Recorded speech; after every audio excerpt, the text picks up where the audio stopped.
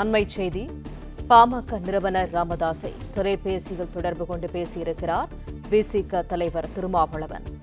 மருத்துவமனையில் சிகிச்சை பெற்று திரும்பிய ராமதாஸை தொலைபேசியில் தொடர்பு கொண்டு நலம் விசாரித்துள்ளார் திருமாவளவன். அண்மைச் செய்தியாக நாம் பார்த்து வருகிறோம்.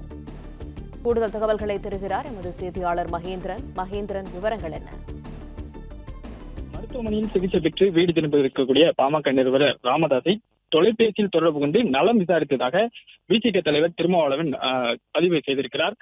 முழுமையாக நலம் பெற வேண்டும் என விசிக சார்பில் வாழ்த்துக்களை தெரிவித்துக் கொள்வதாக திருமாவளவன் தெரிவித்திருக்கிறார். கடந்த ஞாயிற்றுக்கிழமை திடீரென உடல் பரிசோதனைக்காக சென்னை கிளீன் சாலையில் உள்ள அப்போலோ மருத்துவமனையில் பாமக நிறுவனர் ராமதாஸ் அனுமதிக்கப்பட்டிருந்தார்.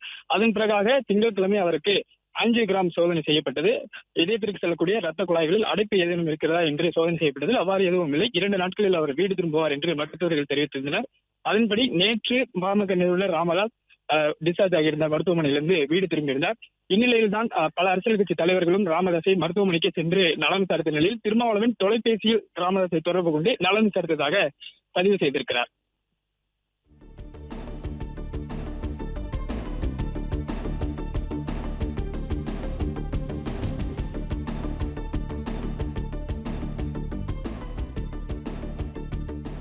தகவல்களுக்கு நன்றி மகேந்திரன்.